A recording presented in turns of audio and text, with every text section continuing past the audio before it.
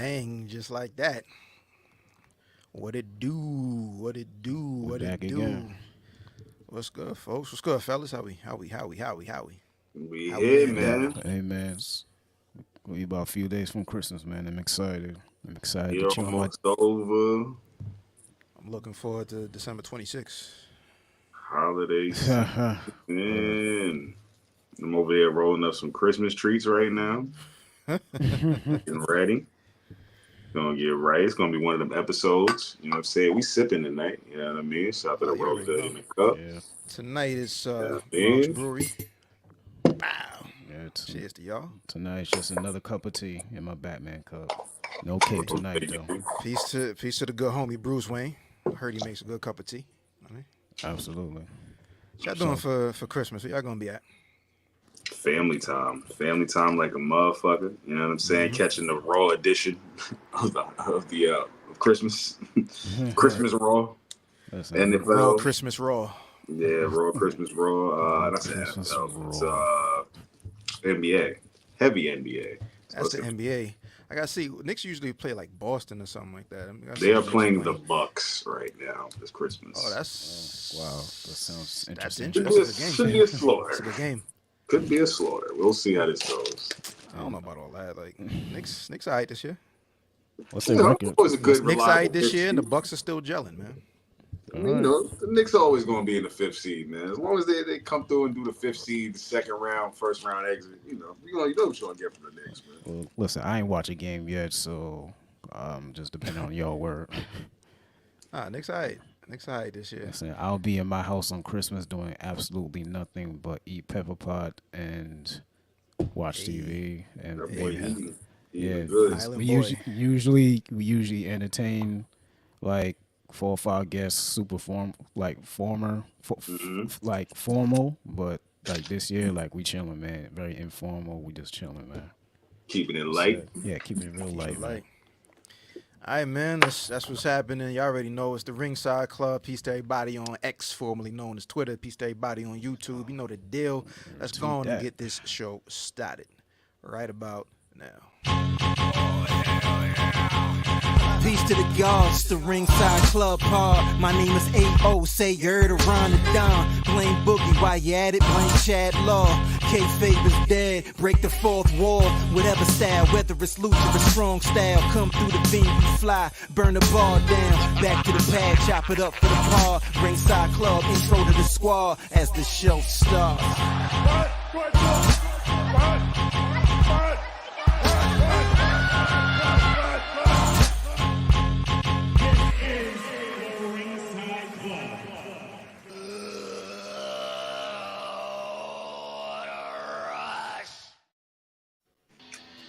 You know, it's funny, man. I'm just realizing we got an intro survey that I didn't hit. It's all good. We So hit it no now. better time than the Nor did present. you hit the Let's disclaimer either. Hey, it's all good. We don't need disclaimers, man. Everybody's festive holiday season. Ladies and gentlemen, you already know what time it is. You tuned into your boys, the Ringside Club. I'm here. I'm Ayo. That's Ron. That's Chad Law, man. Peace to everybody out there. Peace to Book, who's out on assignment. Of course, he might tap in. But just in case, happy holidays from us over here at the RSC to all of y'all out there. Of course, before we get this show started, I'm going to let you know where you can find us first and foremost. Everything you need to know is at theringsideclub.com. All the past episodes are there. All the future episodes are going to be there. We're live on YouTube, live on Twitter, but you can catch the on-demand audio, Spotify, Apple Podcasts, all of the podcast platforms, YouTube for the video. You dig. With that being said, I go by the name of A.O. Man, we got drops today. I feel like I'm back on track. Hold up. Ganger. In case you don't know.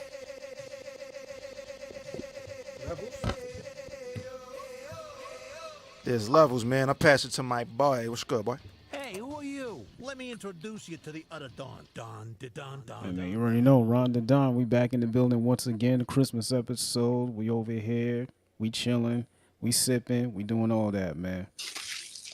I'm getting this. Listen, I'm ready for Christmas, man. It's gonna be real chill. I'm looking forward to that. I'm ready to get Christmas over with. Yo, I'm, facts. I'm looking forward to Hope Christmas time. break. Listen, I'm just looking forward to doing nothing on Christmas this year. That's a That's fact. one thing, and just eating and just being super chill. That's a it. fact. You know what I'm saying? And get like eat some cookies. Or try to get my hands on some gingerbread cookies somewhere. Hopefully.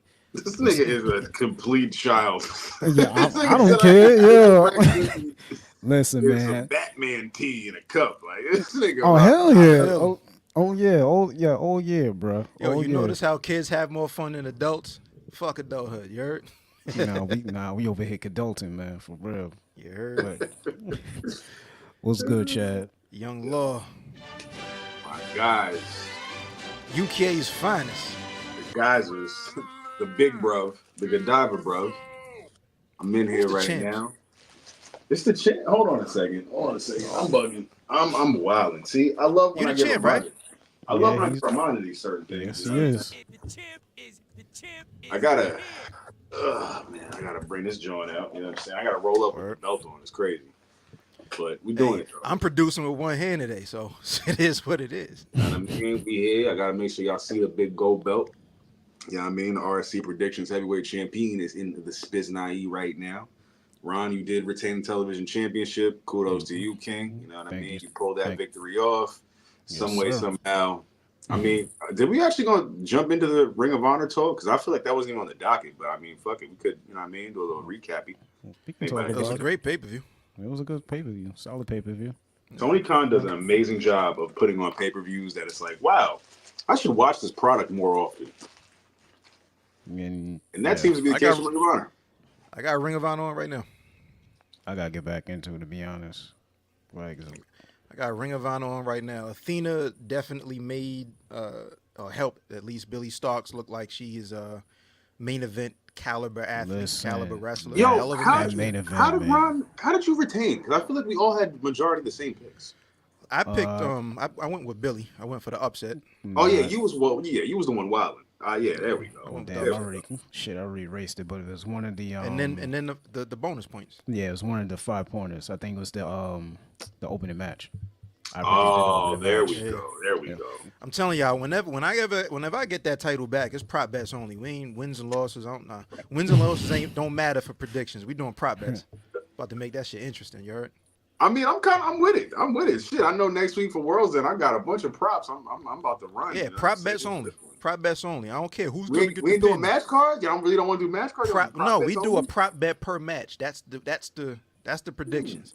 Prop bet per match. 2024 So we're not is going to be- predict the winners. We're just going to do Just predict. variations. We can predict how they're gonna win. We can predict if this match is first or last. Oh, this guy Ayo it's- said, "Yo, I want the plus 1200." We can do. Fuck that. We can Fuck do that. is Nah, Fuck it's that this minus interesting. 450.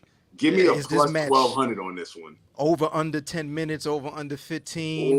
Oh, Is it Nah, submission? Submission or wildin' now. pinfall? Whatever's you're clever, wildin'. man. Bro, he You're trying wild. to make sure he win, bro. You trying to step in the Nah. mileage, and you want to take Nah, over we my about to. title. It's Nah, crazy. it's all about we about to have a ball with it. That's what I'm saying. That's That's what it crazy. sound like. Yo, my We God. changing the rules for the predictions championship in 2024 at the RSC. Y'all heard it Yeah. first. Listen, everybody out there just be doing the same shit. Who's gonna They win? do. Who's gonna lose? Who's gonna win? Who's gonna lose? Who's gonna win? Who's gonna lose? Fuck all that, man. Prop bets, man. It will add more intrigue for our prediction show and more things to talk about as opposed to just going, all right, we all agree that Roman Reigns will retain. Yeah, word. Roman Reigns is gonna win. Oh, you really got me there. You right. Word. You right. Okay, I'm with you on the prop bets for that. I Yeah, can, prop bets only, man. I can fuck with you on that. Next week, World's End, we'll get to it. Nah, you know what it's I'm gonna be saying? very- Ron retained for Final Battle. Really solid show. I think that show really did put a lot of eyes and emphasis on Ring of Honor talent that usually don't get the spotlight. I find it interesting that tag team titles are not defended at any point in time on the show ever. I wasn't that It's Max time stipulation? right now. Yeah, It's because Max it's time. We because he we still has saw the belt, we yeah.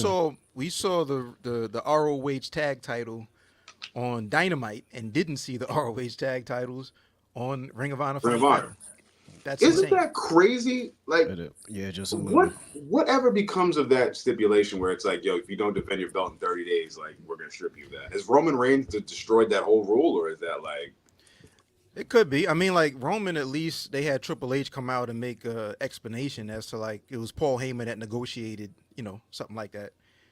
But for any other title or any other champion, there hasn't Logan been. Paul, for example, he will not have Yeah. any title defense until Royal Rumble, most likely, which is his first title defense.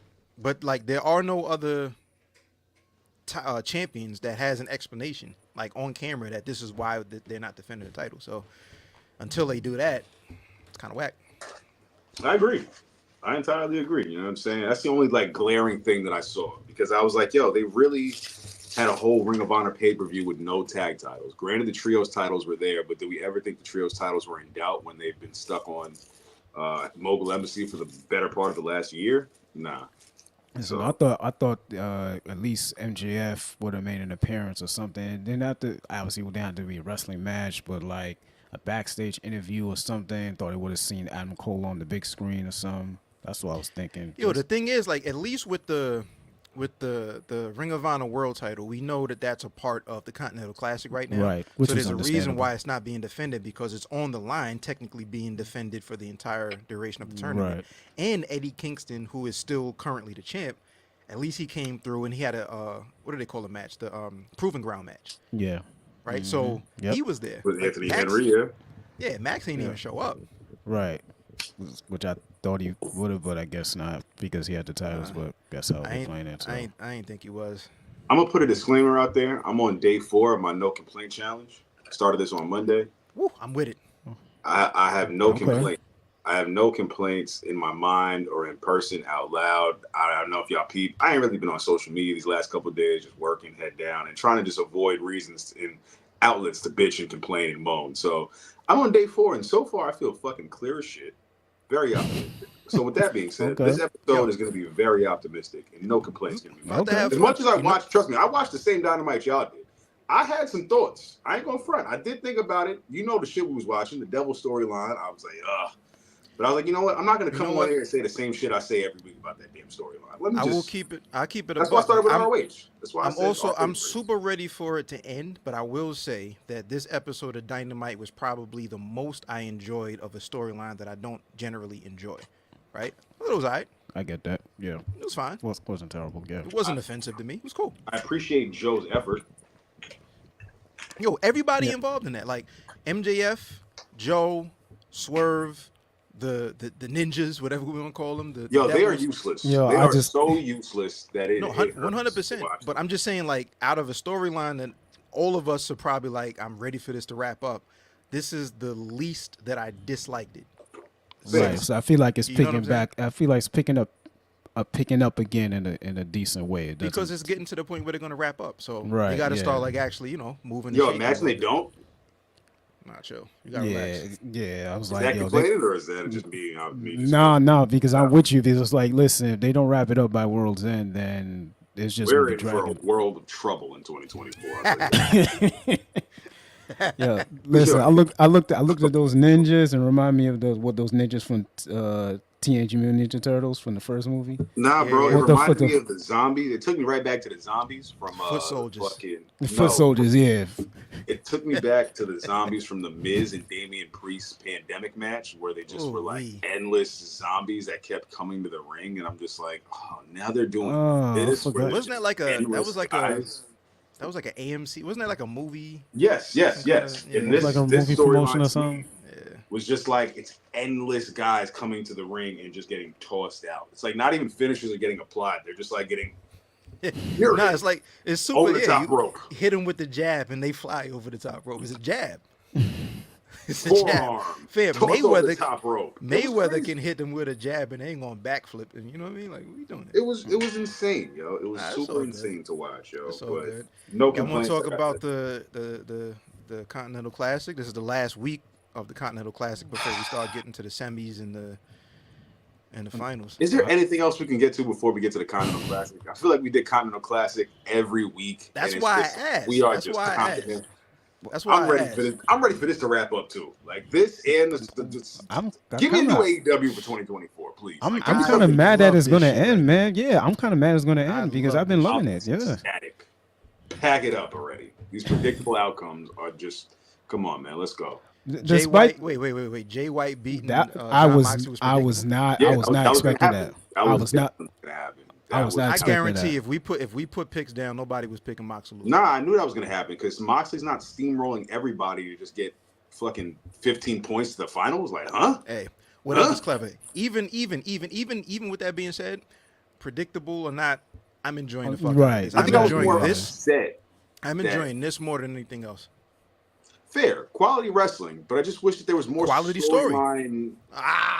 Nope. Like, I'm not letting you have that. Not letting you have that. I You said wish what there was more storyline? emphasis on Nope. on the backstories. Like, there isn't enough emphasis. Such on as the what? story. You know what my original topic was going to be? Name anybody in the Continental Classic, and I'll tell you the story just because somebody wants to say, what the fuck story? What's the story? Anybody. I feel like that's some Rain Man shit that you. The whole shit right now. Everything is a story. I'm not letting you have that shit. What's Andrade's story? Andrade right now is having, so he has and peace to CJ Perry, by the way. She had a nasty looking finger infection that she had to have surgery on. Andrade's story right now is I that peeped that. Yeah. CJ Perry is the person that signed him up for the Continental Classic, convinced him to sign up for the Continental Classic. So he's doing his thing in the Continental Classic, but he has Doom around the corner. So in the back of his mind, he's really thinking about Miro. So he's having these matches against people in the Continental Classic, but we know as soon as this shit is over, he has to deal with Miro because really, Miro doesn't want CJ Perry repping anybody but him. She doesn't even want her involved in AEW. That's his story. Who else? Roosh. Roosh right now is having the opportunity to show how violent he is, number one. Number two, he got choked out by John Moxley for the loss, popped back up, got pissed off. The following match, he choked out Jay Lethal in the shortest match of the Continental Classic. This isn't my gripe, by the way. Like, the stories, like, I don't have a gripe with this. I have a gripe with the fact that there is no recaps or anything to keep you invested on a week-to-week basis unless you do your own homework. That's That's fact. cap too. That's not. There is no real recaps. Like, what you just explained about Andrade, on paper, that sounds great. But on YouTube, there is no recap of that. Like, you wouldn't know that unless you have to watch. Not true, because after every match, they go backstage and they have whoever just lost or won with a backstage promo. That goes up on social, and they play that on the show. On Not TV. everybody gets that love. The losers get that love.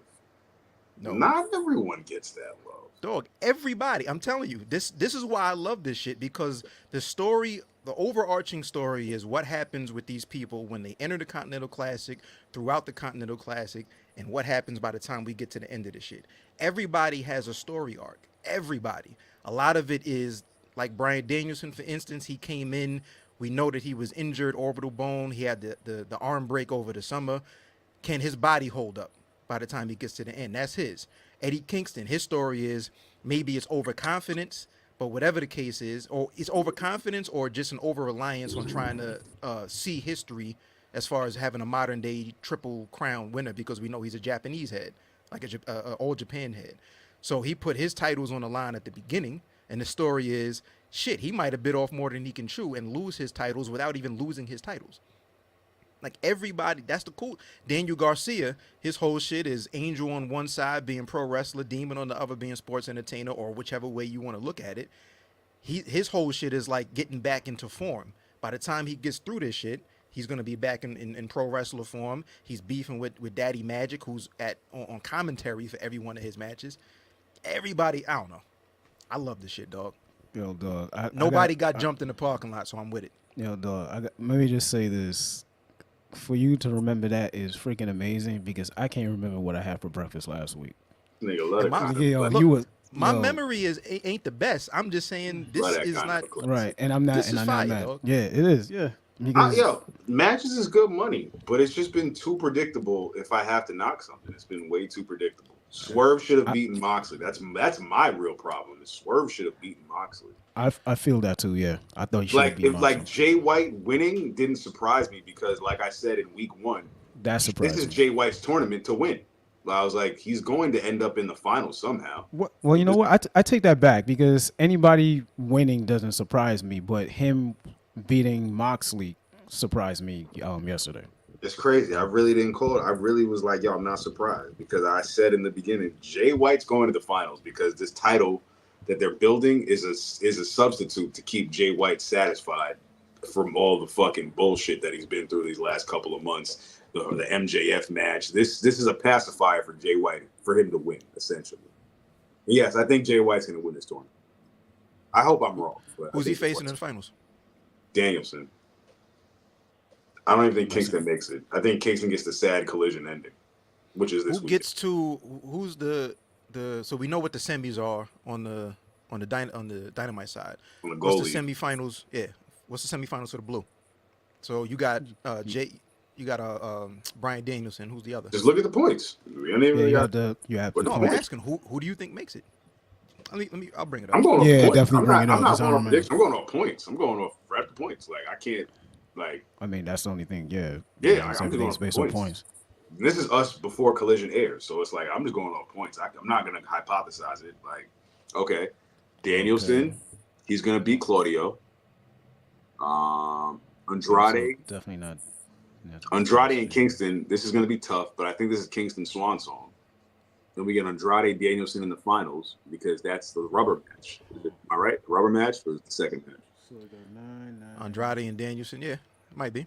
Yeah, so it's the second So and third. here's what we have coming up.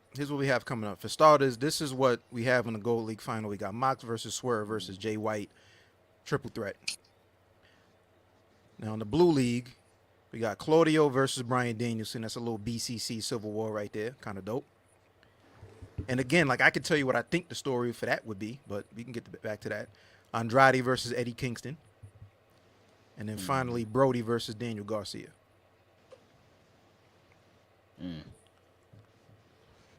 Yeah, Do you think Daniel Garcia goes winless?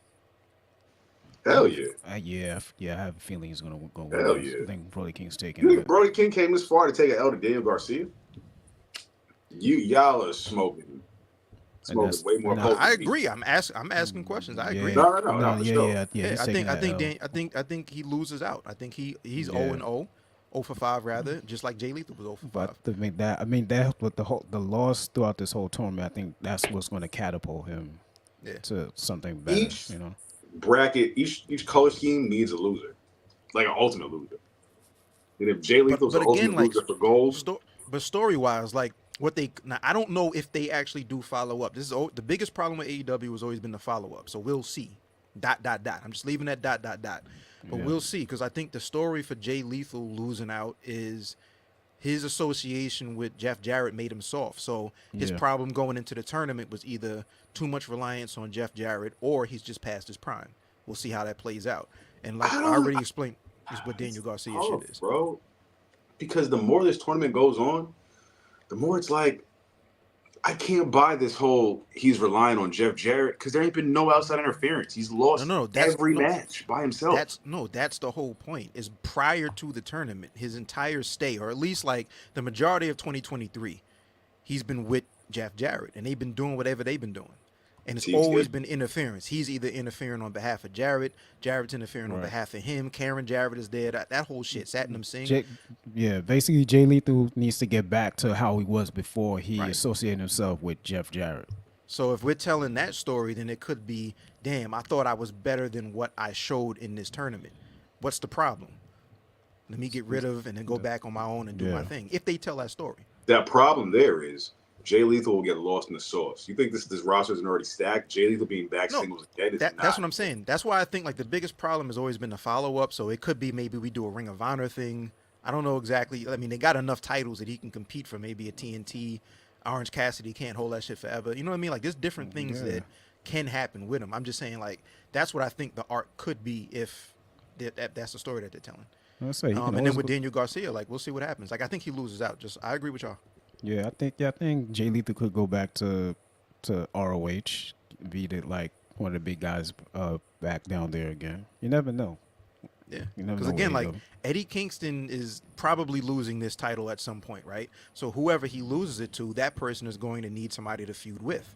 So we'll see, what direction that goes. I think that kind of makes sense because he's the one who put his belts up in the first place. Yeah, 100%. We got Andrade and Eddie. And we got Claudio and Brian. Yeah, this one's gonna be interesting. Yep. But all in all, man, like I don't know, we ain't got to predict the whole thing top to bottom. I'm just saying, I love this shit right now. Yeah, even if it's predictable, like I'm still enjoying every match. Quality matches for sure. I'm just the outcome. Everybody knows how. If you go to the movies to watch a movie, you know how that movie is going to end. I guarantee you, there's not been a movie you've gone to the movies to see that you said, "Oh shit, I was surprised how the ending was."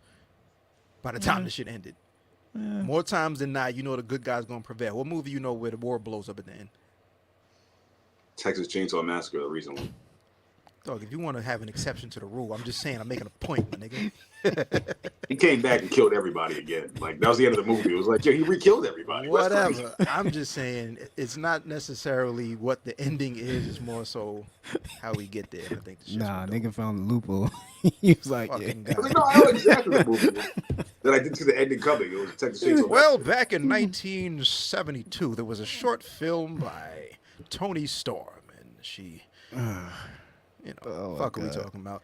Yo, your boy Boog had a intro survey that was not answered during the intro, and it was the best wrestling-related Christmas gift you ever got. Ron, what was yours? So mine's is I got WCW NWO Revenge for N64. I believe Christmas of 1998. I believe. What time did you open the paper? Shit. Jesus, like around I gotta say 9:45, 10 a.m. Yeah. 8:27. Dude, It was a cold winter day in December. Ron has the illest memory. That's why I was surprised you was talking about the memory. You got the illest memory, dog. right, I do, but at the same time, I can't remember 12 stories. Like what you're talking about. I was like, yo, kudos to you because, like I said, I can't remember what I had for breakfast last week. But that was a good day because when I was still with my cousin from like 11 a.m. and played till like 6 p.m. Like all day, dude. Like it was just a good day. Word up. I'd say yours? probably a tie between the WWF Intercontinental title. That was dope. Okay. That's kind of fly. Yeah, I got that mad early. Like the Intercontinental. Okay. Don't have it anymore though. That thing fell apart. It was the classic one, not the OD classic, but like the 2000 one. Like It was know, the phone. I think that was a the- really good one too. Like I the might actually oval, cop the that one. oval, the oval one. Yeah, the oval one, the one that like Kurt Angle and Jericho and yeah, Ben yeah. Waller had. Right, yeah, that's. I used to think that belt was so fire. It's the only belt I had as a kid, and I was like, yo, this belt. I'm the Intercontinental champion, man. I don't need the world title. I'm like in Man, sixth grade, like, I man don't need was the world title. Man was Intercontinental walking champion. around the aisles of Pathmark. Nah, I'm the Intercontinental champ, bro. I don't need the WWF title, yo. I'm the Intercontinental champion. I'm the workhorse. I'm the workhorse, man. And then probably WWF No Mercy the year before. Or Oh, word, yeah. Yeah, that for N64. Come on, man. That was Yeah. big. I think that was like 01, 02. I think it was like 01. Which is essentially what AEW's video game was modeled after. yeah, Yeah. 1000%. And I think I got WrestleMania 2000. Obviously, I think the year before that, I believe. So in 2000, actually in 2000. Yeah, that was a classic. Oh man. That was a classic. Hey, what was yours? This was my Fire. gift to myself this year. Fire. It's a little mic flag, little ringside club mic flag, man. I feel That's real happy hard. about this. Got a Okay. road, what is this, the road reporter mic. So I'm out here. I still got the Live from the 7th. Yeah, still got the classic whenever I Empire feel like putting Tri-State. something down. Yeah, live from the Empire Tri-State. But yeah, this was fly. I figured I'd do something a little different, give my shit a little bit of a different look. You know what I mean? So this is Nah, this I is fuck fun. with Yeah, this fire, dude. I This is fuck with definitely it. We all fire. represent in some way, somehow. You know what I'm saying? Yeah, Pay-per-view predictions champ. Ron got to get a belt soon, son, because he's Ron and me got the most belt like collection. So it's like Ron got to get a Fact. belt at some point Well, because at he's least- literally the TV champ, but a pay-per-view champ every other. So it's like, let me not hold on. I've never seen like fix between the myself. both of y'all. I've never seen our notes where the champ is listed. It's never not been at least one of y'all. I agree. Word. I don't think me and Boog have been the TV and pay-per-view prediction at the same time. I don't think it's ever happened. Ron Flair, definitely Boog Lesnar. You know what I'm saying? I'm the Chiz. Pause. The chiz is insane. Chiz. Yo, yeah, you seen Mello's pod yet?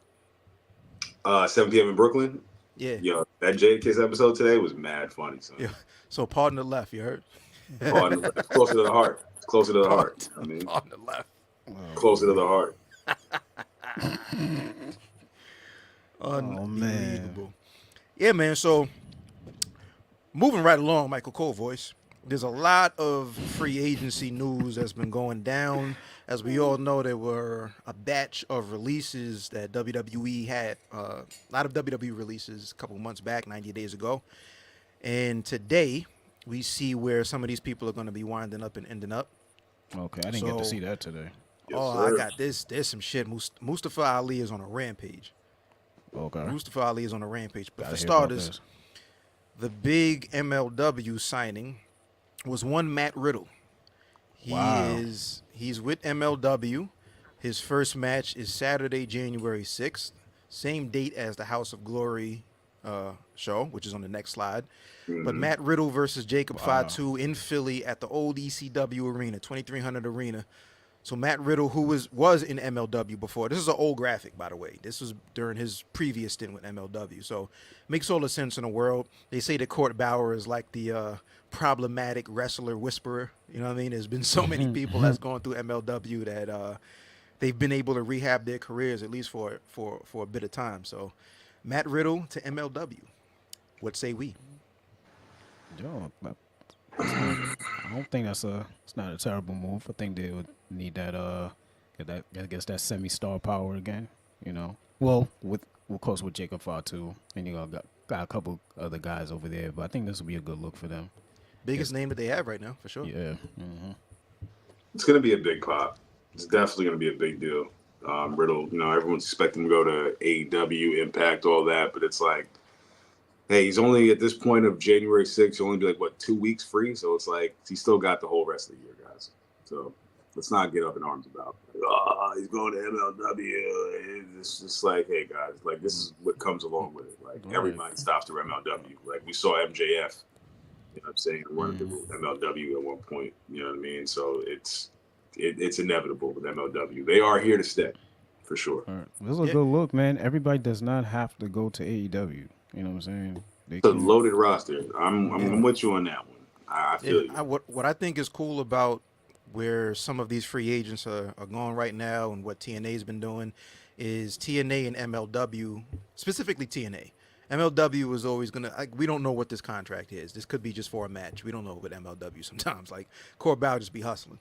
But TNA in general, like they've been announcing a bunch of signings, at least re-signing some of the people and make sure they hold on to talent that they have. They're saying that there's a big signing coming up that they're probably going to announce at the pay-per-view in January. So the cool thing there is that there's, like you were saying, Ron, like we don't need everybody in one company or two companies. Yeah, like absolutely. let's move around. And the cool thing is like these promotions produce their shows differently, so we can see wrestlers in different lights as opposed to all under the same light. So Right. So yeah, that's where Matt Riddle is going. This next one is not necessarily release related, but this is a big one. We have Brace for Impact, like we all mentioned. RSC in the building, by the way. This Yes, is sir. House of Glory. Mike Santana versus Josh Alexander. This is the same day, January 6th, on Saturday. So looking forward to that. Of course, Mike Santana is the defending House of Glory champ. It's gonna be his and I first put- defense. His first defense. And I put this up here specifically not only for this match, but on socials. Santana said he posted like his email and like a book 2024, like he's open to working with anybody at this point. Still with AEW, but he says I ain't waiting around for no opportunities. I'm moving around. So what up? You're going to see Mike Santana right here, man. We're going to have to book him. You never know. Now this one, I'm gonna play this video. Mustafa Ali is on a rampage. He is on a campaign. What's his new name? Mustafa Ali, Oh, he owns the right to that name? apparently. Wow. So let's play this World Tour campaign video. Mustafa Ali.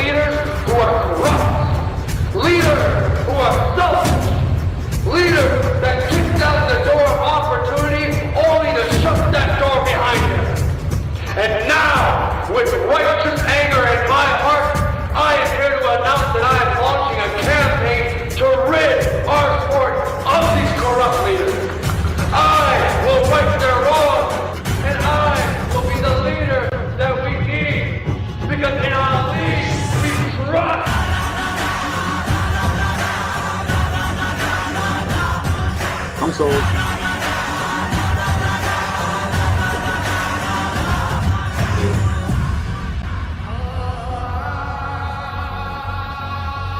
Yes, sir. I'm sold. I'm here. Okay. This happens every bit of go around when a WWE underdog gets released. They take over the independent circle. CC Matt Cardona. So it's like I think this is definitely going to be Ali's year. Yeah. And crazy enough, we all kind of saw this coming and we knew this would happen. They've been speculating it. He's been saying 2024 since way back when they said when he wanted his initial release, remember? And they were like, yeah, buddy, we'll see you for another 2.5, 3 years, buddy. Check back in 2024. And it's like, well, he's still the test of time. And it's 2024 now. So he's here. Like, clearly things didn't work out. And he got his wish. You know, it's not common for a lot of guys, I feel like, to get a situation like Ali. I don't know if this will sound weird, but it reminds me of 50 How to Rob, because it's like you see in the video, like Those people it's all these people that he's going against. So That he hasn't faced, by the way, either. Yeah, That's look, ridiculous. check this out. No slouch. This man is on a rampage. So this dropped first, and immediately after, we have several matches. Starting January 12th, I don't even know if anything has been announced outside of these. These are a lot of matches. So we got him against Gringo Loco. I'm going to just breeze through these. Gringo Loco in GCW on January 12th. He's going to Canada on a tour between January 18th, the 19th, and the 28th for 3 different promotions. He's going to Progress Wrestling in the UK. He'll be competing there on the 28th of January. He's going to Defy in Seattle on February 9th. He's going to, on February 10th, a day before my birthday, he will be, what's the name of this promotion? Dreamwave, Run This Town, where his match is going to be a tag match where he's teaming with El Hijo, Penta. It's a 4-way match. Yeah, Penta versus Vikingo versus Gringo Loco versus Mustafa Ali. He's going back to England February 18th on the same card that Michael Oku will be facing Will Ospreay. He'll be going up against Robbie X. That's for Rev Pro. He'll be against Mike Bailey on February 25th. That's in Hollywood, Los Angeles, California. That's for Prestige Wrestling. Trey Miguel versus Mustafa Ali on March 1st. This is going to be in Chicago, Illinois. Trouble is brewing. He's on a rampage. He's in the new Gold League. He's in the Gold League. We got a surprise entry, ladies and gentlemen. Dog, Mustafa Ali for the first quarter at least of 2024 and counting. I'm sure that there's probably been 1 or 2 matches that I haven't seen yet that I didn't get a chance to load up. And those aren't all the days of the first quarter. But he's getting busy. This man is going on a crazy run right now. I'm not mad at it. Him, man. Cheers to Ali. Absolutely. He's doing his thing, man, for real. I'm here for it. He's gonna put out quality matches. They're gonna be bangers. So after this run, where do you think he may end up? I'm not sure. I think that this is I can see it. Probably, I want him to go to TNA. I want TNA to sign marquee names at this point. What I think this campaign is just to remind people, like, all right, what I was doing over there was what I was doing over there, but here's what I can do now. You see, for starters, like, he has a creative mind as far as the ability to put that whole promo video together. How many people, for example, once they got released from WWE, did like, oh, I'm breaking out of jail? We've seen that 1,000 times. That's not what he did, you know?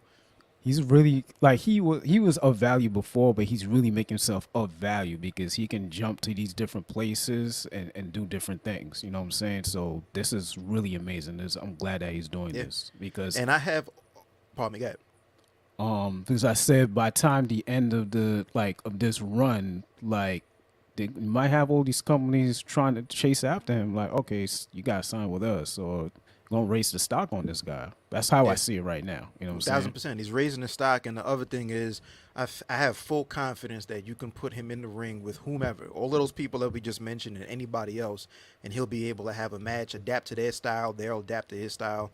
It's not like somebody who has to wrestle one type of match. He can get in there and get busy with anybody. So Absolutely. peace, No, peace. I nah, respect the salute to hustle. that I guy. always respect the hustle. So peace to Mustafa Ali, man. Absolutely, man. For Shout out to real. Ali. I'm ready for Ali to definitely make a splash. Yeah, man. So yeah, that was my topic. I'm still listening. I'm just gonna refill on my beverage. Word. Yeah, so I think we all this week, we saw about Kenny Omega, and I'll just, if you guys do not know, we're not just talking about us, just talking about the audience. So I'll just read what happened with Kenny Omega. So Kenny Omega announced via social media last week that he was hospitalized after enduring intense pain, which became unbearable and a concern after Dynamite last week. Omega was diagnosed with a diverticular abscess, a complication of diverticulitis, which Brock Lesnar also experienced. I remember that too. Said Omega went to the emergency room. Doctors recommended that he was admitted to the hospital where he was treated with antibiotics. Omega said he is lucky doctors diagnosed the situation when they did. An untreated abscess can lead to more serious complications. He says Omega has shared with AEW personnel that he had waited longer. If he had waited longer, he might have needed to have parts of his colon removed. It's not known how long Omega will be out of action or even if a return to the ring is in question, because they did say last night they say he's out indefinitely. So, listen, speedy recovery to Omega. Thank God Word up. that they saw what was what was going on and they can treat it right now, and hopefully we see him soon. With that said, that means that this is I guess the hiatus or the end of the Golden Jets. And so this leaves Jericho wherever he is at now. My question to you guys is, we've all talked about, we obviously know who Jericho is. Jericho's a legend nonetheless of our opinion of whatever he's doing right now. But my question to you guys is what can Jericho do right now? Like going into 2024, or what would you like to see him do right now? Or do you have like a like Good or question. dislike for him? Because, we were talking about the Golden Jets the other day, and it was like it was cool, but it was like we were kind of borderline with it. So it's like, Yo, we all hated it. We literally Yeah. all hated that storyline so much that like Kenny Omega announced he had this thing going on, and we're all like, it all makes sense why we didn't like this yeah, promo. He wasn't there Yeah, mentally, and it's like, yeah, yeah. okay, right, you yeah, guys, yeah. So this all kind of makes sense now. So it's like, okay, where do you leave? Where does Jericho go with this? Honestly, I was thinking about this all day, and I was like, I can't call it. I mean, he's doing commentary. And honestly, I don't need. You see, from this Continental Classic, we have so many guys in there that can play, like, I guess, the A mic. You know what I'm saying? We don't need Jericho name, or we don't need Jericho to lead AEW. Like, we have so much talent on the roster. So I wouldn't mind Jericho, like, taking a little step back, maybe staying on commentary, or playing coach backstage. It doesn't matter.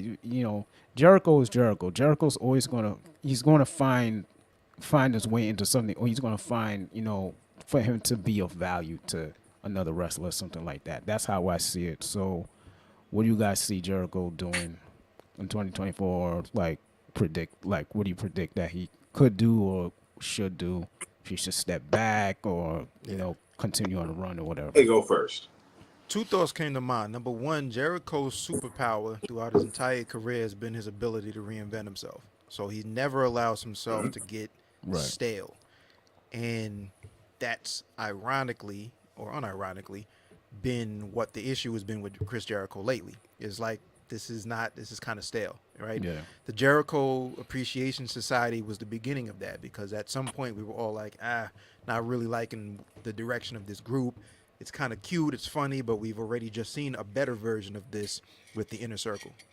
So I think this is a test now to see if we have the version of Jericho that is smart enough to find a different angle and reinvent himself, or if we have the Jericho that is like, fuck it, I'm a heel or I'm a face. I'm still coming out to the same music. I'm not changing anything, like because I'm Chris Jericho. So we'll see. I think that's the first thought is like, Yeah. where is his mind actually? Do I figure out a different angle, or do I just keep plowing along and doing the same thing? And more people are kind of falling off the Chris Jericho train at that point. Second thought that came into mind is he's still, regardless of Kenny Omega being injured, I guess he still has a tag title shot because the Golden Jets were supposed to face the current that's- reigning tag champs, yeah, Ricky that's Starks correct. and Big Bill. Yeah. So what could happen here is like, I guess the intrigue here is like who is going to fill Kenny Omega's slot as Chris Jericho's partner. Obviously not saying that somebody replaces Kenny Omega. He's one of the best in the world. I'm not saying that, but what I'm saying is who replaces Kenny Omega in the slot of being Chris Jericho's tag partner solely for the cause of getting that tag title shot. The interesting thing that could happen is maybe it's somebody either from Jericho's past, maybe it's a one-off. It doesn't necessarily need to be somebody that's signed to AEW. Yeah, it'll It could totally just- be Jericho. That's exactly what we Yeah. need to see in a Yeah, tag. we don't need to see that. We don't Yeah. need to see that. I So can it's but that's like the other part is like Yeah. Jericho again is smart enough to reinvent. Is he going to do something that we don't see coming, but we probably would want to see regardless, or does he go in the Jericho, direction of like, I've already done this. yeah. Let me bring this back up. So Right, that's right, kind of right. where I'm thinking right now. I'll just make this one prediction. What he could do is have Sammy Guevara come back for like one match and they just take the loss, and then Sammy Guevara go back to, I guess, what do you call The it? Don Callis family. Yeah, something like that. Yeah, and just take that loss, and then Jericho can just regroup from there. Because if he's still gonna do the tag match, I just look at it like that. If you call somebody from the past, I feel like that would make sense. Yeah. Because If you want to I think shake shit up, I'm sorry, I think Sammy Guevara was the only one that was like signing with Jericho after they all. He is with the Don broke up. Callis family, though. yeah, but he's with the Don Callis. He already tagged him. Now, if you want to that's shake right. shit up, Right, what you yeah. could do is maybe this is the realization point. It's kayfabe, obviously. Yeah. This could be the realization point for Chris Jericho. It's like, damn, Kenny Omega is exactly what Don Callis said he was. He's not the old Kenny Omega. He's broken down. He has diverticulitis. He's not built to do this anymore. You know what, Don? You were right. You know what I mean? If you can't beat him, join him. And he joins, and he becomes like a consigliere almost for the Don Callis family. And maybe they have one of those guys, whether it be Hobbs, who beat his ass already.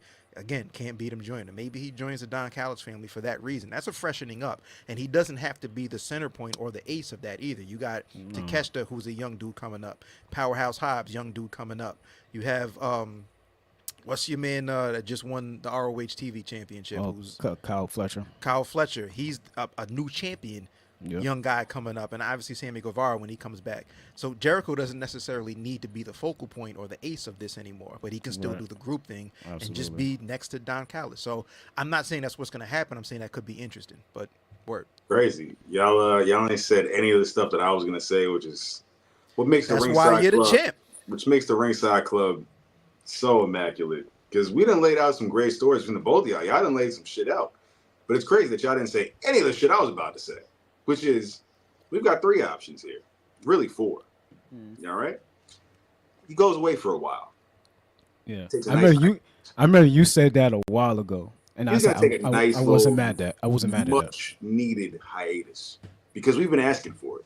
It's like, just go away for a little while, man. Like, do what Wardlow does and do what everyone else seems to be doing in AEW when they're not being used. Just chill out for a little bit and then come back when we miss you. Don't overuse yourself. Don't overextend it. All right? That's one. Could be a little stretch is Jericho. He's got to make great use of his time. So you got to sing Judas live. So I think we will get Jericho. 2, we get the debut of El Jericho. Lucha Jericho. I've been saying this for months now, y'all. Y'all know I'm on wax is saying Lucha Jericho is the only gimmick that's missing. The only reinvention that's missing is Jericho in a mask or Jericho going straight Lucha and being like, yo, I will put Commander, Pentagon, Gravity, Ray Phoenix, the rest of y'all, El Vikingo, y'all all going in the dirt. And I'm going to CMLL, AAA. I'm going to run it up and I'm going to be El Jericho. And I'm going to just show y'all who the real Lion Tamer is. That's one. You know what I mean? Nah, y'all don't feel it. Y'all don't think El Jericho will be fire? That would be I think different. the Ocho is as close as we're gonna get, but I feel you. It would Okay. be dope. That would be different. Yeah. All right, that would bring Jericho back to life with some like, wow, he's only facing luchadors right now, and he's like kind of having really good matches. Like, I Well, could see, that but I could see Jr. screaming his head off. The oldest 450 splash in captivity. By God. the authentic off the top rope, off the middle rope moonsault coming back, the classic against Ray Phoenix. Come on, man. That'd be the last move he ever attempts. The next time we see him, guys, it's been a great run. You're right. We haven't seen him do that moonsault since the last time he botched it. So I think he did understand. Nah, he does it. He does it. Sometimes it's clean, sometimes it ain't so clean. So that's two. Second, my third one. Insert the Young Bucks. Pause. They're back. They were the original number one contenders.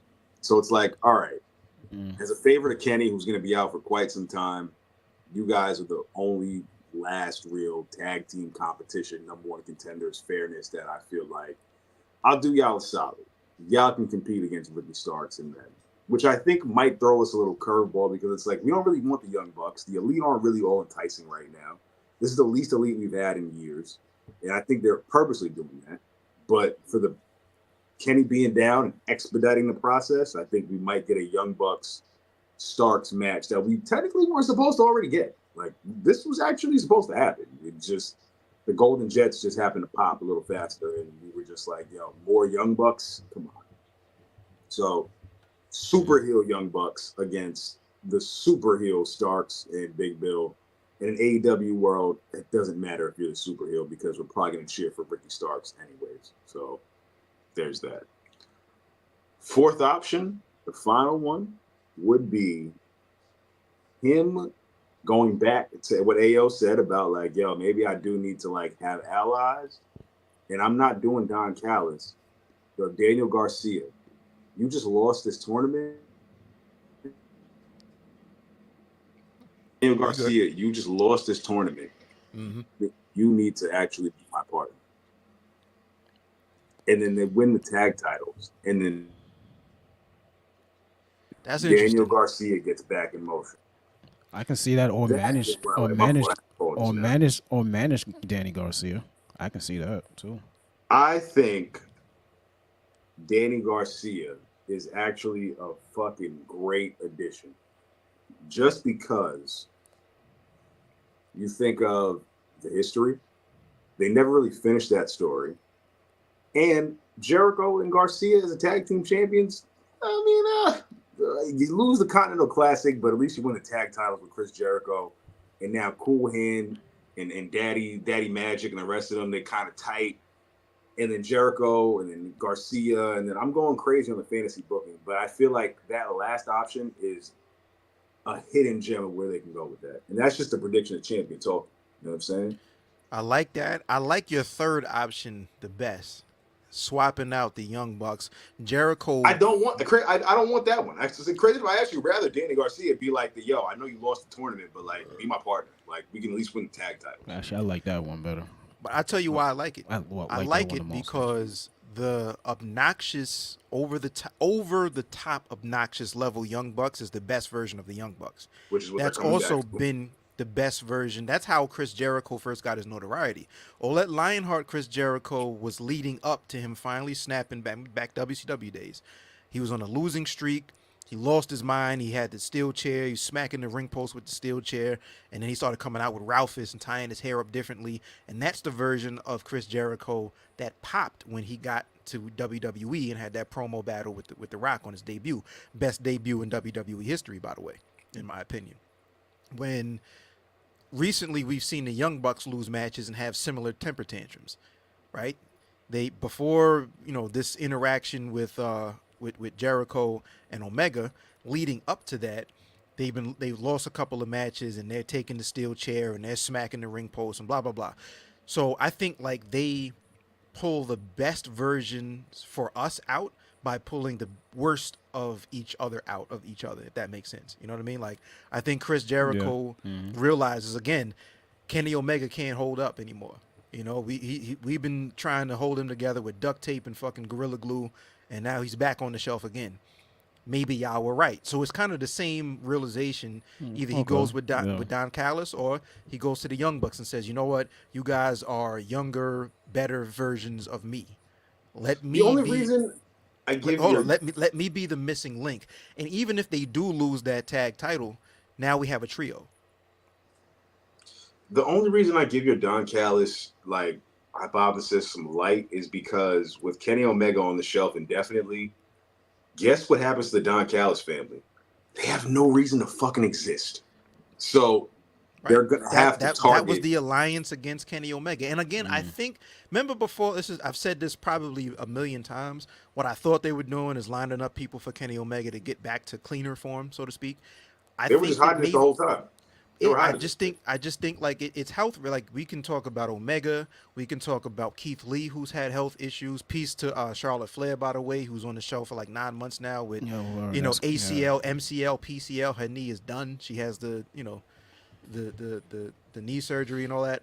But I think a lot of times where what we don't see and we shouldn't see, we're fans. What's actually going on behind the scenes where the booking might not make sense to us is because fuck, there's a health issue with this person and we can't commit to a long-term storyline with this person because we don't know if they're going to be here on TV next week.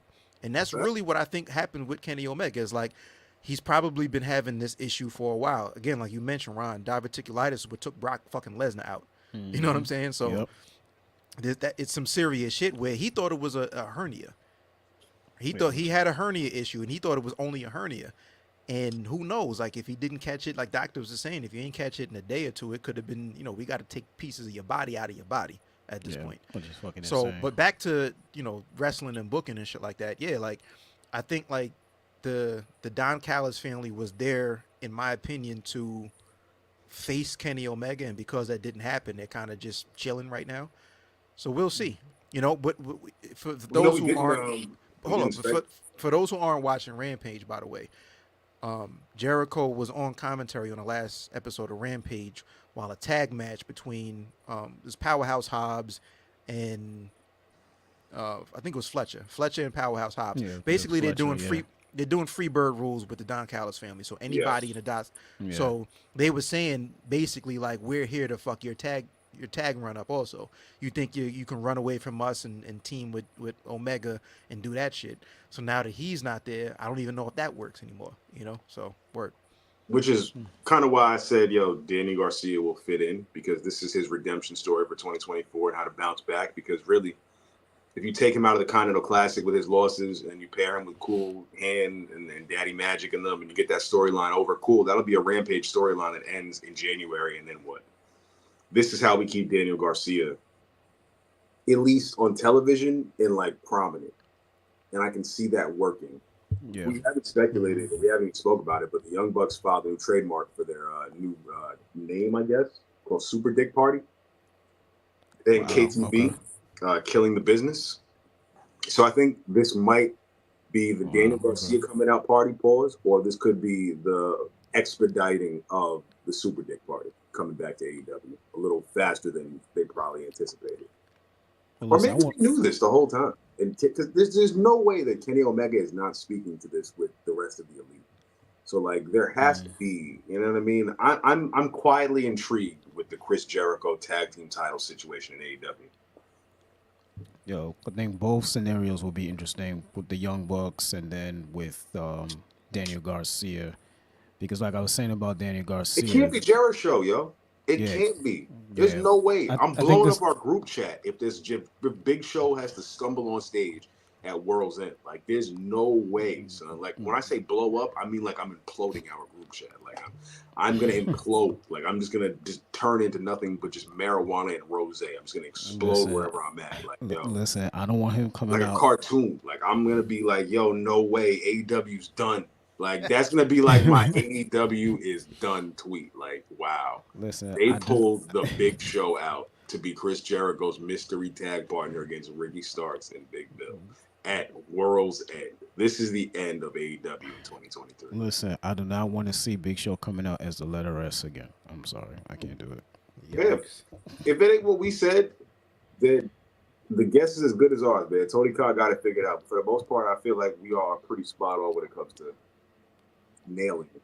Yeah, I think like all of those scenarios that we just laid out are at the very least interesting. Yes. They're interesting. Yeah. I think like again, a lot of the time it's just like, all right, what's the follow up? So now that we know, and I thought it was pretty cool. Like Kenny Omega came out and just basically said, "Yo, my man's is out. Give it up for him." You know what I mean? So that's cool. Now the follow up is what happens next week. I really want that Danny Garcia, yo. Like I can't front. Yeah. Like I feel like that'll buy enough And the time. thing, and the thing is, keep it could be everybody on television. Yeah, and it also could be next week because again, Garcia is essentially out of the Continental Classic by the time we get to Dynamite this week, and the following Saturday is World's End. So we'll see. Whatever is going to happen is happening very quick within the next week. You know, by the time we do the pod next week and we're doing predictions, we'll know who Chris Jericho's partner is going to be, if that's the move, or what the move is, who's going to face Big Bill. And because you know they got some shit to pop on Collision Saturday, so you know they're going. It's got to be like. I don't think they do it on. I don't think they do it on Collision. I think they you know whatever it's going to be, it happens next week. Starks and Bill got to say something. They're going to say something on Collision. That's they'll probably say something. Like they're going to pop it off to be like, you ain't even competing. You ain't even got a partner. We ain't even showing up. Yeah, they'll set it up on Collision, and then we'll get the reveal on Dynamite. Yes, for sure. Yeah, they have to do something because pay-per-views it's in 1 week. So. Week from this Saturday. Gotta love the unpredictability of wrestling sometimes, though. Can't front. Yeah. But yeah, man, peace to Omega, get well soon. Peace to Charlotte Flair, get well soon. A lot of people are out. Tape it up, rest up, get well. You heard? Absolutely, man. For real. What you got, Chad? All right. So I was gonna go ahead and jump to my topic. But I figured I would just go to Prep and Cook. Ooh, what'd it do? All right. You know what I'm saying? Prep and Cook. You guys know it's my weekly segment. It's based off the week's results. They're being prepped, you know, for a downward spiral. And cooked means they are just in shambles, in shambles for the most part. I'm gonna start with my cooked. No, start with my prepped. I'm gonna go ahead and say I want to include NXT, but I feel like we might not have tapped in too much. So I'll say, damn, I want to go with this one. Shit. I mean, if it's NXT, say it. What up? Yeah. If it's NXT, I might agree with you. Oh, I think I saw a little bit of NXT this past week. I definitely called it. It was, I don't know, it was kind of questionable to me. It wasn't horrible, but.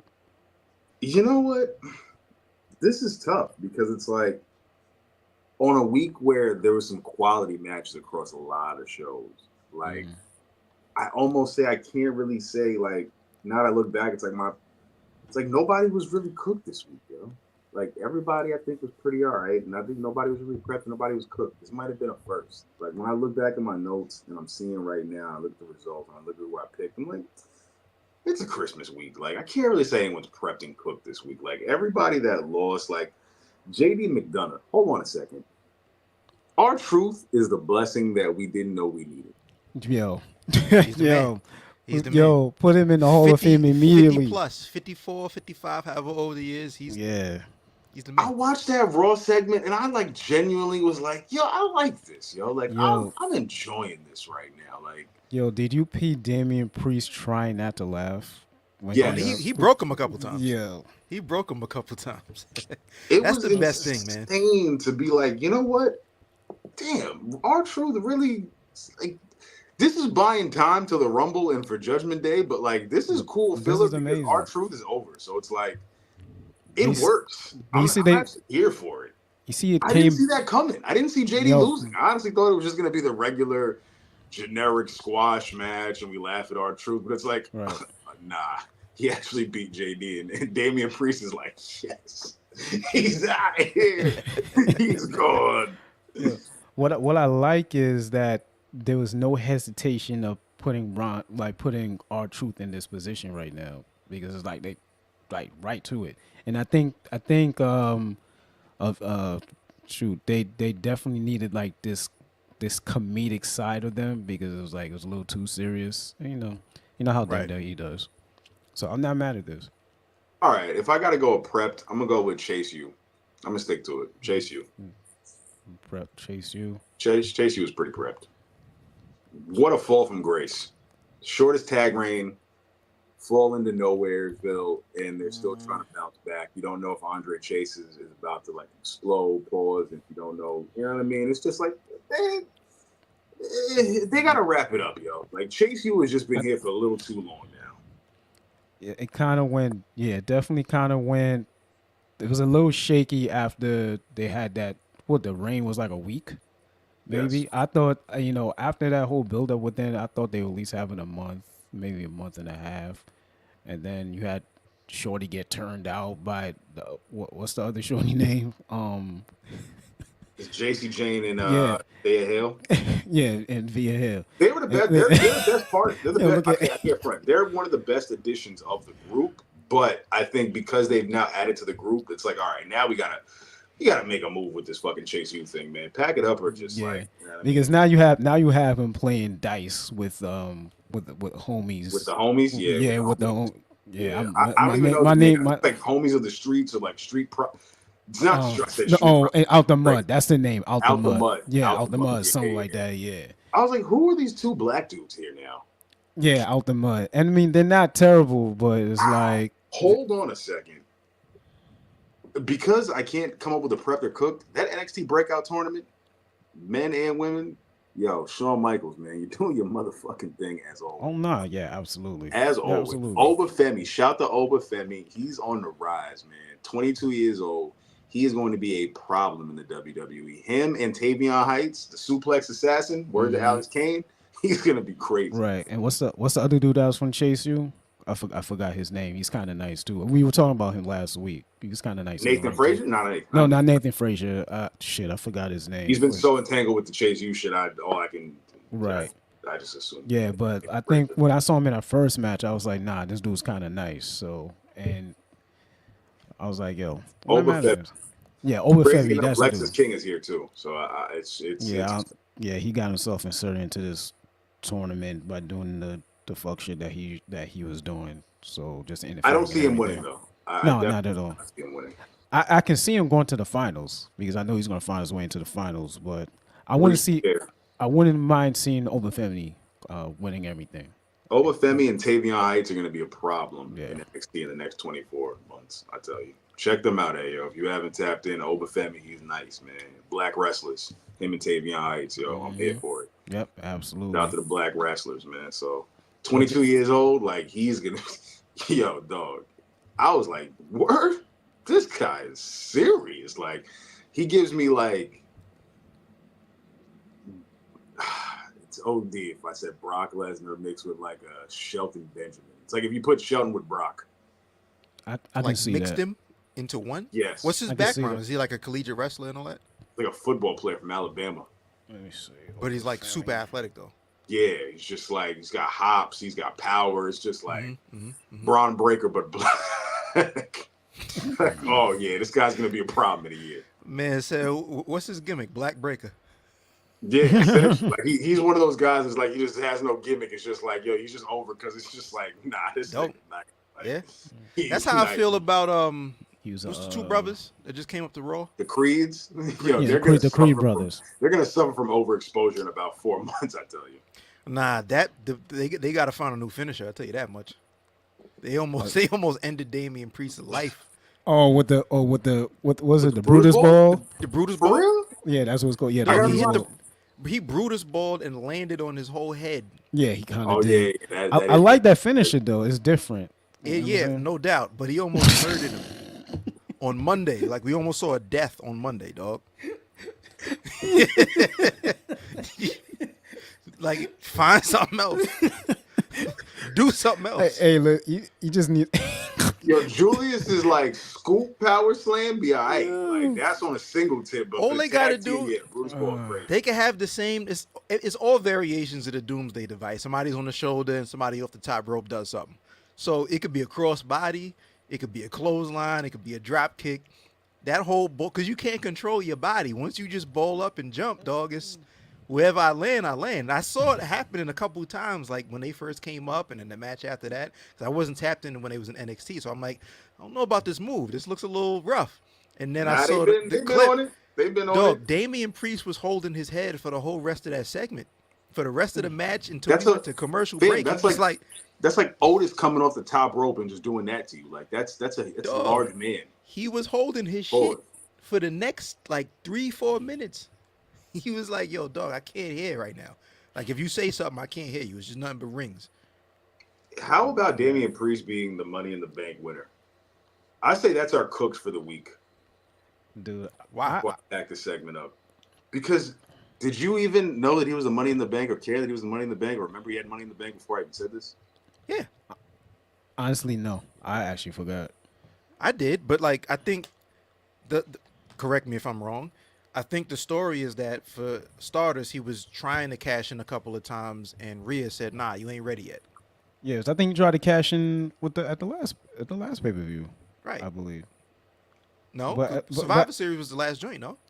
Yeah, it was. Yeah, Yeah. survive. Yeah, it was. He did. Yeah, yeah. I think Unless a miracle happens, there's no way that Damian Priest is ruining Seth Rollins versus CM Punk for the World Heavyweight title in the next 4 months. Like, I just don't think that's happening. And I just don't see that. And because I don't see it happening, there goes the Money in the Bank briefcase in the shit. I think just CM Punk coming back kind of like overshines it because he now went straight for Seth Rollins. So it's like, You know what I think, man? I think that obviously not at the Rumble because Punk is in the Rumble, but sometime between the Rumble and Mania, there's probably going to be a Seth and Punk match. They'll be having the match for, let's say, 15, 20 minutes, whatever. And that's going to be when Damian sees his opportunity. Neither one of them are going to get beat. It's going to turn into a triple threat. And maybe Punk pins Priest or Seth pins Priest. So it's either way not a successful cash-in, but we still don't have a definitive winner between Punk and Seth. And then they run it back for Mania. And that does not help the Money in the Bank briefcase, nor does it help Damian Priest in there. Which is fine. But no, which is fine, dog, because here's the thing. Like, I don't think you can have the Money in the Bank be a 100% cash-in guarantee and still have the Money in the Bank be exciting. I think you have to have moments. When Brock Lesnar won, and that was during a period of WWE when we were like, I hate this place.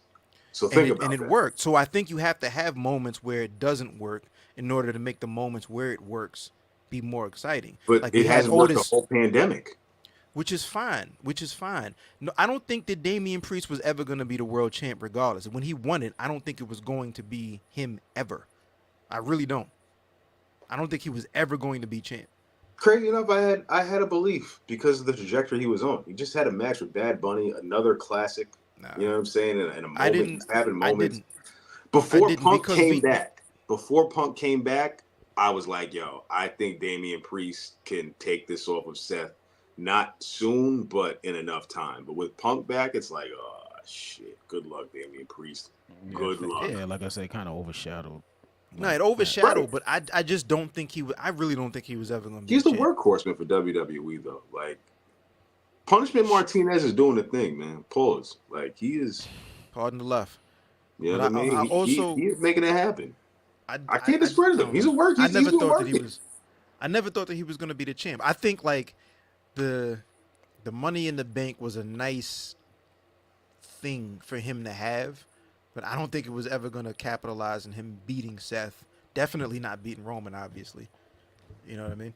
And then at the same time too, Judgment Day has so much going on. Like you just had Dom just lose the title. Then you have Truth now insert into this. Then the thing with JD McDonough. Then then Creed Brothers then the tag Creed Brothers, then division. they have the tag titles. So it's like it's a And there whole. was also like that argument of like between Rhea and Oh, Damien all about right, Damien. who's the leader? Yep. Somebody's gonna get kicked out of this group sooner or later. It's probably gonna be Damien. Yeah, Yeah, like exactly. I don't think I don't think he was ever gonna be the champ. But the way that I think they get that briefcase, I think it's gonna be a situation where you're probably gonna like Punk is wrestling. He's doing his couple of comeback matches on house shows right now. He has So I two see. matches Yeah, lined right. up against Dom. He has 2 matches against Dom. For whatever reason, he's wanted to work with Dom like for the longest. Like Dom might be I fucking love Dom.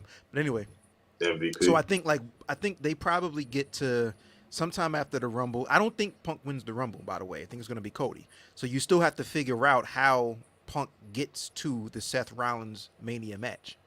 I think And I between think it's the Money in the Bank. I think if he doesn't win the Royal Rumble, he's going to insert himself into that title picture and make it a triple threat. I can see that happening. Yeah, but I think that's the way. I think that's Yeah. the way we get to the Mania match. I think like Cody wins, he goes with Roman. Cool, we got that. Finish the story, no doubt. Night 2. What the night 1 main event is going, especially with Charlotte out now. It's not going to be a women's match unless it's Bianca's involved in a title match. So it's going to be Seth versus Punk more than likely, and it's going to be over the World Championship. And we have to figure out how we get there now. Because if he doesn't Right. win the Rumble, how does Punk say, I want a title shot? And how does Seth say, I bet? What's the storyline there? So I think there's going to be some kind of way where they make it personal enough between, now and then on Raw. And there's a match, again, probably on Raw. Maybe Elimination Chamber where they have a one-on-one. Just off of personal issues aside, and secondary is the title. But this is where Damien sees his opportunity. And, we go from there. Logic. Good logic. Good logic. Yep. All right. That was prepped and cooked. I know we were a little long-winded on that one, but we made it happen, though. You know what I'm Fuck it, saying? man. Recapping. Fuck it. Listen, Yeah. I don't know Yeah. about y'all, but man, I'm Oh, and chilling here. and the thing Okay. about Obafemi, he was a track and field star. That's Best that. athletes in the world. Yeah. Track and field are the best athletes in the world, man. So Outside of my soccer players, too. Word. shout to the EPL. You know what I mean? Shout But, out to the Premier. I'm going with my last topic. We're going to close it out. Y'all best December pay-per-views. Favorite, best, whatever y'all want to use. Any company, December is the month, holiday season. Which pay-per-view did it for y'all where y'all were like, yo, this is easily in my top 10 of pay-per-views. Like top 10 of pay-per-views. Just off of, or maybe even 12, just if you want to go off months. I don't know about like top. I don't know about best, but I will say the month after the Montreal screw job was In Your House Degeneration X. It was one of the first branded pay-per-views that I can remember for a specific faction or a specific person. And the main event was Shawn Michaels versus Ken Shamrock. And I remember that match not only for the match itself between Shamrock and Shawn Michaels, but I remember it for the aftermath because this was after, again, Brett was screwed out of the title and Owen Hart came back dressed in black, had a goatee. They Shawn never Michaels really followed up with that. No, but like you're right. Shawn Michaels was on the outside of the ring posing for the fans, and here comes Owen Hart, jumps him. He pushes him from inside the ring through the table, jumps on him on top of the table, and he's hitting him with right hand shots. And I remember that specifically because that was probably not one of the first times, but it was one of the times where I said, oh shit, is this real? And looking at the way that some of those punches connected, that was probably storyline, but I think Owen probably said, nah, fuck you, my boy, and hit him with some real ones. You heard? Like, hit him with some real ones. But in the moment, not knowing what was and wasn't storyline and kayfabe and real and not real, it looked like Owen Hart lost his shit. And you did what you did to my bro the last month or whatever. He's not here in the company anymore, and I'm going to get mine right now. So I remember that for that. I remember it for being like a DX branded pay-per-view. I remember it being the first, it was like almost like Vince knew what, obviously Vince knew what was happening. He's like, screw job was screw job. Brett got to go. But now that we have Shawn, not only is Shawn the champ, but I'm giving him a fucking pay per view. This is my guy. I'm riding with him. I'm naming this pay per view after this, brand new faction that just, we just started. So it was like an elevation of Shawn Michaels almost in the eyes of Vince. And then Owen lost his shit. Owen came back and he hit him with a few live rounds. You know what I mean? So that was a December. I think it was December 7th was the actual date. Peace to my niece, by the way. That's her birthday. But I remember, for whatever reason, I remember that was December 7th. I had it on VHS. It was a bootleg. Peace to Uncle Willie. He had that recorded off of pay-per-view and shit. And I watched that over and over and over and over. So yeah, DX 97, Degeneration X in your house is my answer. Okay. Honestly, What you got? I cannot remember a December pay-per-view that I can recollect. However, I do remember a moment in December that happened back in 2001. December 13, 2001. You remember a December pay-per-view? Like, not one? Nope, I can't, man. TLC, Armageddon, Vengeance, Final Battle. Final Battle. Oh shit, yeah, Final Battle. Fucking Battle. whatever AEW does, I don't know. Like, Okay, there's so you know what? nothing in Okay, so December? I got so- one more. Pop. I got one more. There was a Ron. We went to the Final Battle at Terminal 5. and that, you know what? I'm gonna go with that one. There you go. I'm gonna go with that one because I think that was our first final battle. I think that was 2014. That was I think that was Jay Lethal versus Adam Cole for the main event. I think it was a hardcore match. It's fight without honor. Fight without honor match. I specifically recollect. I think Jay Lethal. I mean Jay Briscoe. Pardon me. It was Briscoe and Cole. Yeah, Jay Briscoe. Briscoe. Pardon me.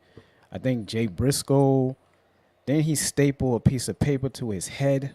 There was all kind of shit. There were tacks. There were staples. He shoved there was a taps in J his driller on mouth. top of stacks. There were on top of tacks. There were tables. It was OD, and I still got the pictures from that shit. I got pictures and videos on my externals somewhere. That was one thing. Thank you for bringing that up because it's so many pay-per-views. I was drawing a blank. I'm gonna go with that one because that was insane. Because I think that was like one of the first events that we started going to. Second thing, I'm gonna make mention of that Stone Cold and Booker T. That supermarket fight. That was December 13, 2001. Okay. No way. Yep. Wow. That was Okay. before Vengeance? You said what? That was before Vengeance? I believe so. Yeah, I think so because No, that was that shit, 2000. word? I thought shit happened in the summer.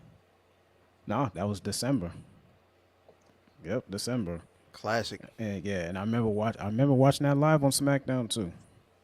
Hilarious. That was actually really good times. Yeah, absolutely. That's why I said I had to bring that up too, because I was drawing a blank with the pay-per-views. But thank you for bringing that up, because I was trying to think of some shit. But yeah, right there, that final battle, yeah, that was crazy final battle, and that was I think that was at Terminal 5. That was at Terminal 5. Yeah. Yep. Mine isn't too far off from your 2001. I'm going Armageddon 2000. That was the first pay-per-view. Is that the Rikishi off the Hell in a Cell? That was Rikishi off the Hell in a Cell. Yeah. That was the world ending. That was when sets mattered. Like, I was geeked when I saw that set because I was like, yo, this feels so dusty with the cars and shit. And it's just like, this is. They backed that truck up with the hay in it. The Rock. That's right. That's when he got. That's when he fell into the back of that Yes. flatbed, right? Undertaker's pushed him. Gotcha. The end of Rikishi's push essentially went with that. Like, it was over after that. Oh, you want to push? I Yeah. got you. Say less, my boy. You did it for The Rock? I'm doing this. I'm doing this for Vince. It's over for you. Buddy. I'm doing this for everybody else, my boy. It's over. So it's like you got that. That was classic.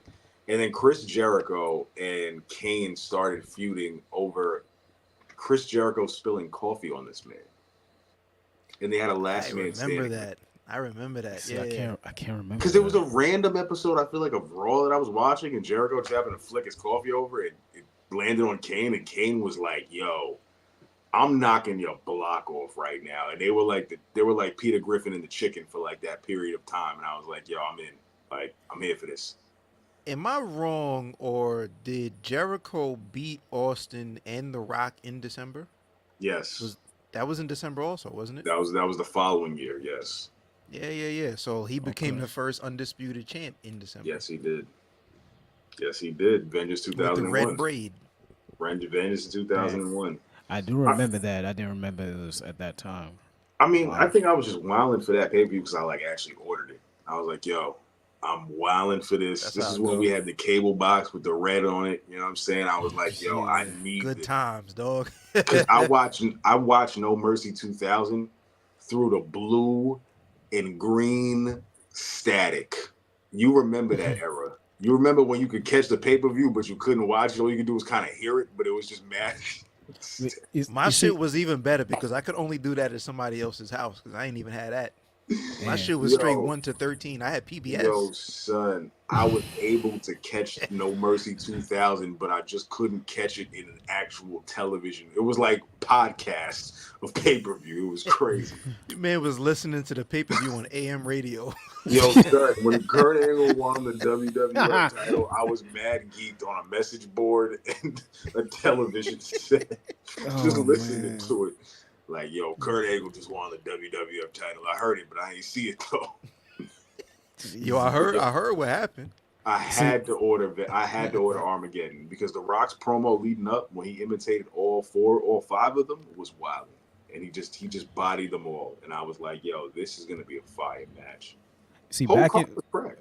damn. So back in the early 2000s, like I wasn't able to buy like pay-per-views like that. It's not until like I started watching wrestling again like in 2012. So anytime there was a pay-per-view back in like from like 2000, 2006, Mhm. 7 or anything, it was like I could only catch the highlights on Raw or Nah, I SmackDown. made it my mission. I Yeah. made it my mission to catch a pay per view all the time. Yo, I had to get good grades to get a pay per view every month. Man, shit was $60, my G.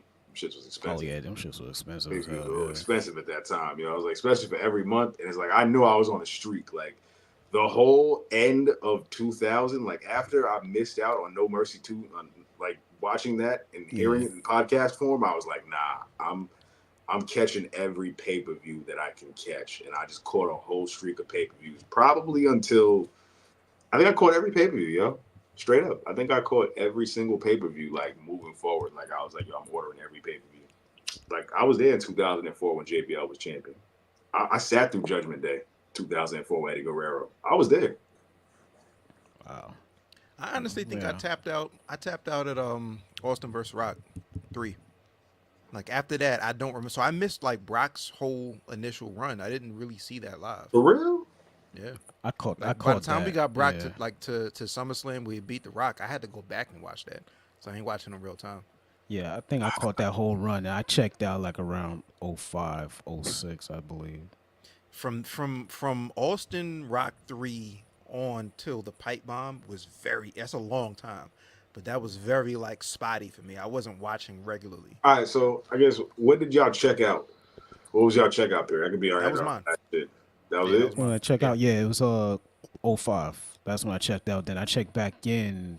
I saw he was talking about it, and I remember I came to your house to watch. I think it was WrestleMania 2012, I believe, and that's when I started. That's when I Nah, started getting back. it had to have been after because I got back.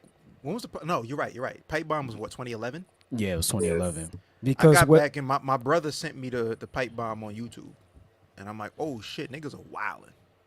So Right. I remember the thing about Punk is I remember specifically tapping into SmackDown here and there, and I remember watching parts of the Straight Edge Society live, and then I I miss remember like all that, man. Him damn, versus Ray. Yeah. it wasn't even matches, it was promos. I remember like, Hair yo, versus this is hair. dope. Like he's coming out, he grew his chest hair out, he got his regular head of He's got hair. Lou Gallows, He's Serena doing the Deeb with Jesus him. shit here. He looks like he's basically playing Jesus right now. And I'm like, yo, this is dope. Because I remember also tapping in at random times. And I'm like, damn, like everybody kind of looks the same. They all kind of got trunks and kick pads and they're just doing shit. Yeah. And nobody kind of stood out. So I remember seeing like just random episodes of SmackDown and Punk standing out for that reason. And then by the time the pipe bomb happened, my brother sent me to YouTube.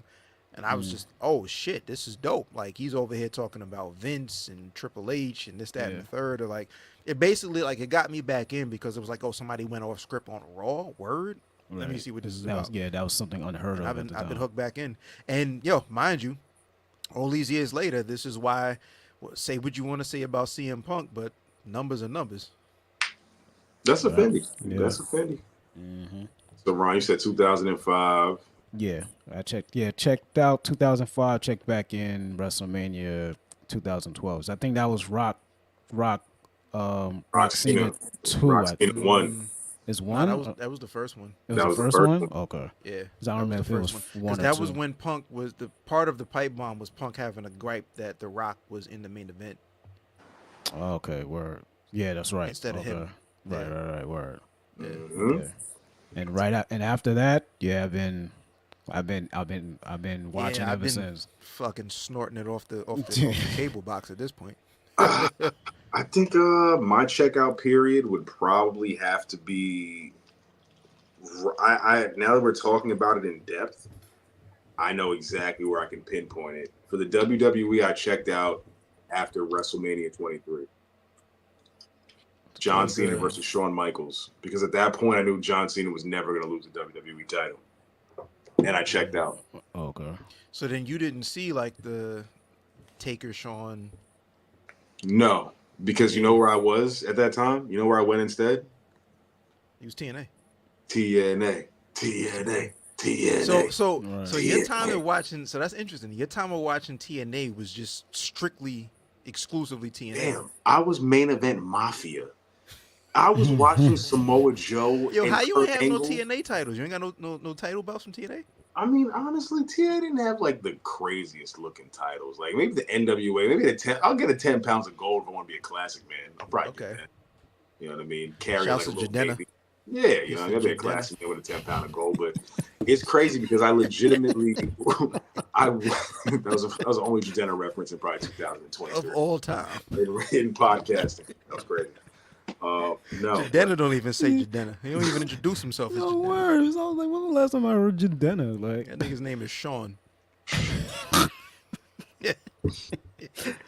oh my god. But yeah, yo, I legitimately was a TNA guy, yo. Like I was there for Kurt. When Kurt Angle defected, I was already like, I've been in the Impact Zone since early. But like once Kurt Angle officially was like, yo, I'm having matches with Samoa Joe and AJ Styles every week, I was like, yo, I'm in.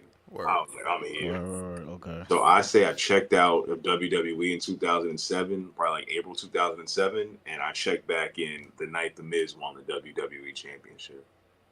I missed that too.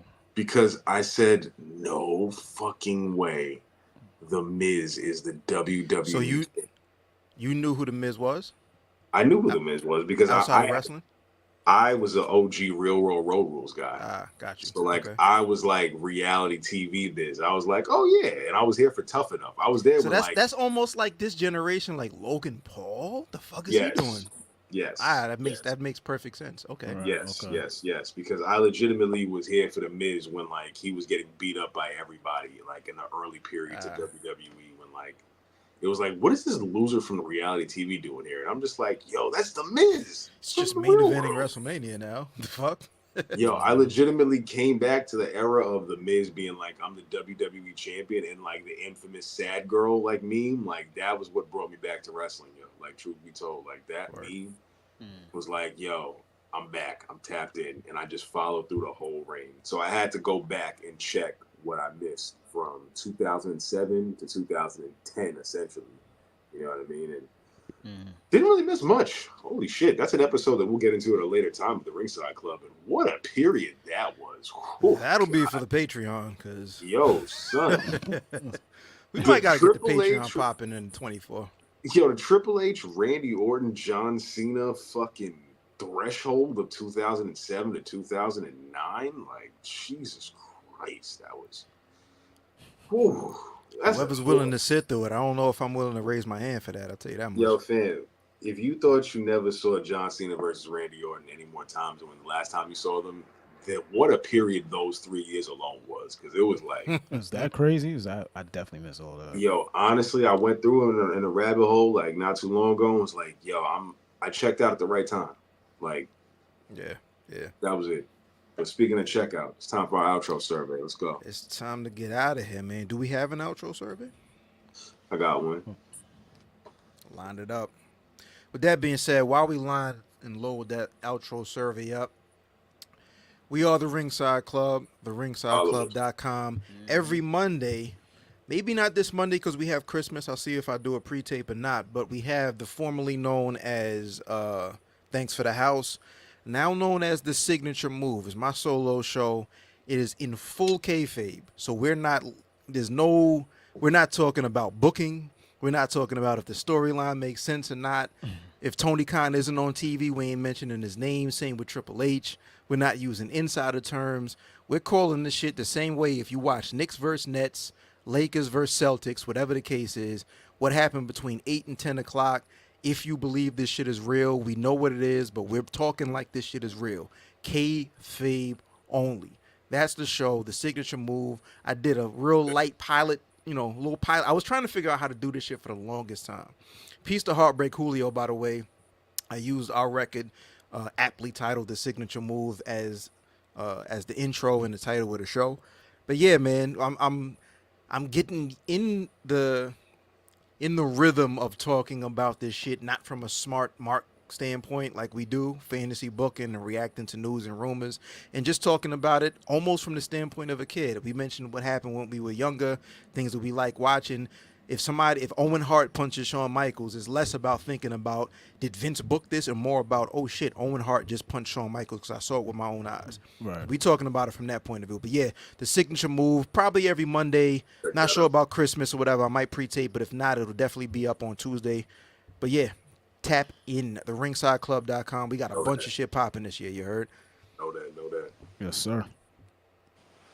Outro survey will be, does LA Knight win a WWE championship before SummerSlam 2024? Any championship.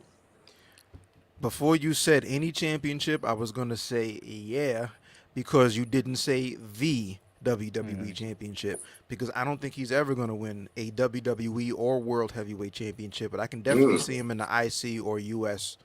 You know what I mean? I could definitely see him as the IC or US. And then from that point, I'm not going to say he never wins, but it's one of those things where let's see what he does as a champ. But I think the thing with LA Knight is, like, you got this catchphrase over. People are fucking with your personality. The matches are solid enough that we trust you to have another solid match in a big stage. So I think they'll test him.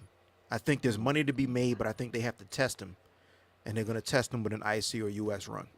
January's topic right off the top is going to end up being like the LA Knight cool-off. With Randy Orton and CM Punk back. We ain't spoke about it because... Yo, the interesting thing is, what does LA Knight do for Mania? Logan Paul.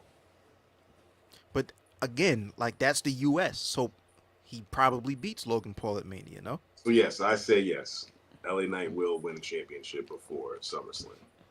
I will say that was a layup. Yeah, I'm gonna say yes as well, because layup outro survey. We give him like the U.S. Championship. Well, definitely not the IC belt. Given the U.S. Championship, that'll be a good testing ground for him, because he is over with him just by himself. But given that U.S. Championship, see how he does with that. As far as winning the actual World Championship, I can't see that right now. So that's why I give the testing ground with the U.S. Championship. See how he runs with that. See if he can still stay over with the U.S. Championships. Yeah, man. So. Cool, RSC. man. Yes, We sir. in there. It's the Ringside Club. Follow us everywhere. Once again, theringsideclub.com. We out of here. Peace to the good folks of Grapple, by the way. Know what I mean? But we out of here. For Ron, for Chad. Peace to my man's Book. He's out on assignment. We'll definitely tap back in next week, but we are out of here. You heard? Peace.